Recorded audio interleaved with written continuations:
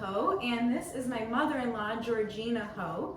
This winter season always makes me think about comfort food, and so today we wanted to share with you a recipe that is a comfort food in our household, but one that I think is unfamiliar to a lot of American households, and that is Cantonese steamed fish.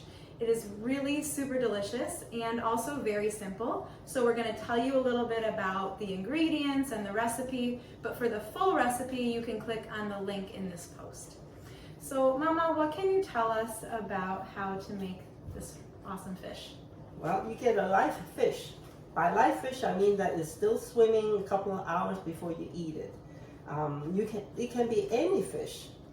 So the ingredients are very simple, just the fish and some scallions and some ginger. We slice it up, and the scallion you can chop it up or make some what I call scallion flowers with it. And the only other two things that you need will be a soy sauce. We use, for Cantonese people, we use the steaming kind of soy fish and for steamed fish, and just oil. So this is a special kind of soy sauce that I think most Americans have probably never heard about. It's seasoned soy sauce for seafood, and you can get this on Amazon. If you don't have it, or you don't want to buy a special kind of soy sauce just for this dish, you could get a regular light soy sauce just like you would get at any American grocery store, and then you would just want to add about half a teaspoon of sugar to the recipe because this soy sauce is a little bit sweeter and lighter. And so where did you get this fish? At the Asia market in Henrietta. Yeah, Asia Food Market. And so once we have all the ingredients, then what do we do with them? Well, we clean the fish, and I usually descale it a little bit more so that we don't end up eating any fish scale.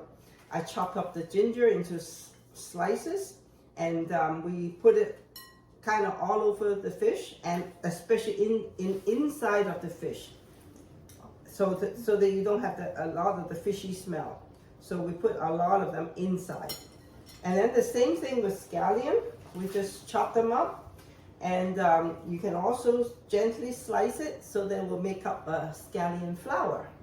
So we put some of the scallion on top of the fish and under the fish, and then we also need two other things, the soy sauce that April mentioned, and the oil, because we want the oil to be hot, really hot and boiling when the fish is done steaming.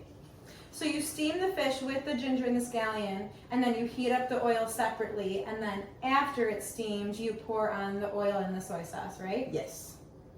And that's all. That's it. It's so easy, and it's so delicious. So I hope that you try this recipe. It's so delicious. And like I said, there's a link in our post to the full recipe with all of the instructions laid out for you.